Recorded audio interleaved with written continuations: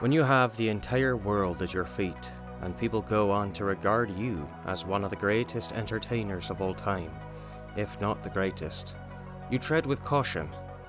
Instead, Michael Jackson left a few black spots in his legacy, and these spots will always put the King of Pop's legacy in jeopardy. Our story begins with a young Michael Jackson showing tons of promise and interest in music from a very early age. He and his older brothers would perform in a group they called the Jackson 5 when they were just 6 years old. His voice and stage presence were something established stars could only dream of. His musical career kicked off with the debut single of the Jackson 5, I Want You Back, topping the charts. As the Jackson 5 achieved immense success, Michael's talent became increasingly apparent. In 1971, he released his first solo album, Got to Be There, which included hits like the title track and Rockin' Robin. His solo career gained momentum, and by the mid-1970s, he was recognized as a rising star. In 1979, Michael collaborated with producer Quincy Jones on the album Off the Wall.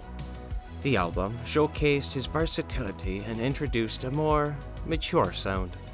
It produced hits like Don't Stop Till You're Getting Off and Rock With You.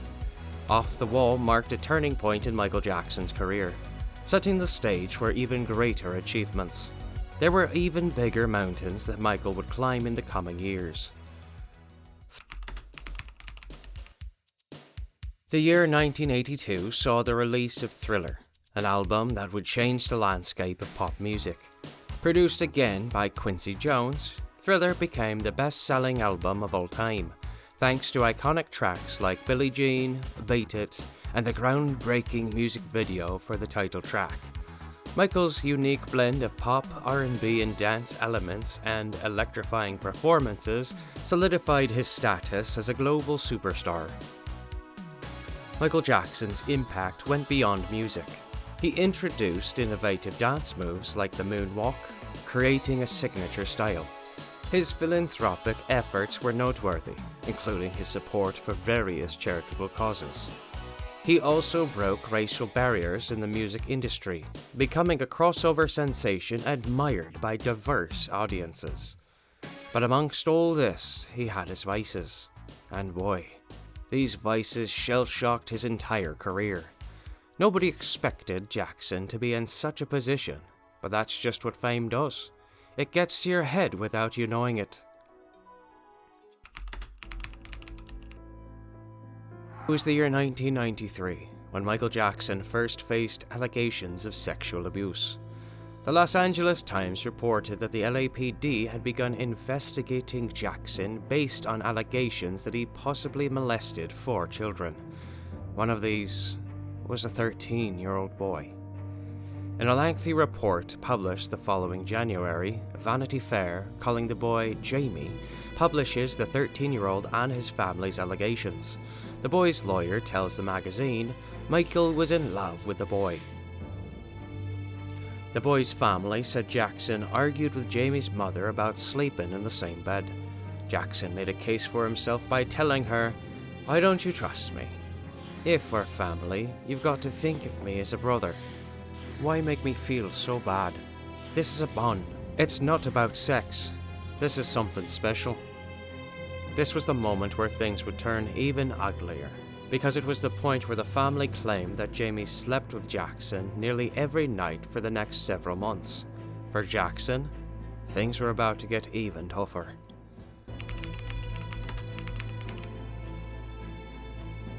In September of the same year, Jamie's family filed a lawsuit against Jackson, claiming that he repeatedly committed sexual battery on Jamie. Jackson's legal team defended his claim, maintaining that the suit was part of an attempt to extort the star for $20 million in cash. A decade later, news was revealed that Jackson settled the lawsuit for much more than $20 million. Furthermore, he denied any wrongful acts he might have committed. Fast forward to exactly a year later. Prosecutors said that they would not file criminal charges against Jackson involving 3 boys. This is because the primary alleged victim has declined to testify, something that had a hefty payout written all over it.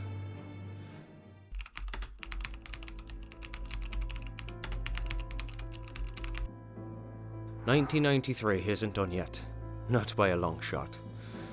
On December 8th, 1993, Jackson's estranged sister LaToya told the public that the allegations against her brother were true. "This is very difficult for me," she says. "Michael is my brother, but I cannot and I will not be a silent collaborator of his crimes against small, innocent children." She claims that their mother, Catherine Jackson, has shown her checks that Michael allegedly made out to the families of some very young boys, at least one allegedly as young as 9 years old. She says the amounts paid were substantial, though she doesn't specify any sums. LaToya even went as far as saying that she and her siblings were sexually abused by their parents. Their mother, Catherine, immediately stepped in to downplay the situation. The Washington Post quotes Catherine as saying, "LaToya's lying, and I'll tell her to her face she's lying," adding that her daughter was trying to make money off of Michael's downfall. 2011 saw LaToya eat her words then.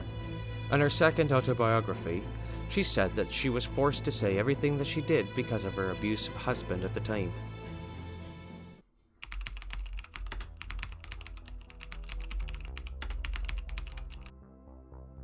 In November of 2003, Jackson was arrested on the charges of child molestation without disclosing the identity of the victim.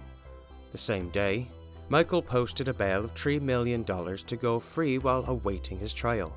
The ground from his feet is swept yet again as Jackson is indicted for 10 criminal counts, including child molestation, abduction, false imprisonment, and extortion. A trial stretching for 4 months saw Jackson being acquitted of all criminal charges, the details of which have been kept under wraps ever since the case was closed.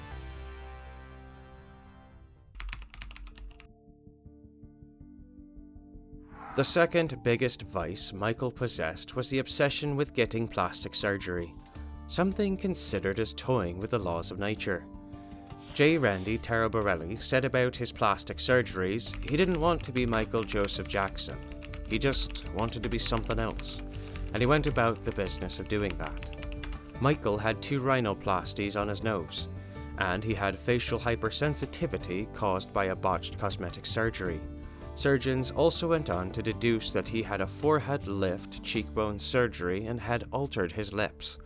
Jackson, however, said that he had had a dimple created in his chin, attributing the other changes in the structure of his face to puberty, a strict vegetarian diet, weight loss, a change in hairstyle, and stage lighting. Michael denied that he had altered his eyes and cheekbones. He claimed that he and his father had Indian blood, and the same facial features. Not quite, Michael. Not quite. To add insult to injury, if he wasn't already insecure about his appearance, Michael was diagnosed with vitiligo. It results in white patches on the skin and sensitivity to sunlight. To treat this condition, he used fair-colored makeup and skin bleaching prescription creams to cover up uneven areas of color caused by the illness. He also received a lot of backlash for this because he seemed to be appearing white. Whether this is true or not, Jackson certainly did not want to stand out from the rest. That's how his aura has always presented him to be. Unfortunately, while there might have been other ways to do so, altering your appearance isn't what a man of his stature should have sought. Michael's life wasn't short of controversies. With years of child molestation allegations coming after him, his fame became his biggest enemy. During the last year of his life, his health deteriorated, and the dependency on drugs left his body frail inside and out. Maybe, in an ideal world, the King of Pop wouldn't be problematic and would have had a better send-off than the one he got. If you've reached the end of this video, chances are you love what we're doing. Consider clicking on the subscribe button for our new channel, Naughty Paparazzi, as we spare no effort in bringing more stories of your favorite celebrities to you. This is the first video, and we're not stopping anytime soon. Till next time, toodaloo.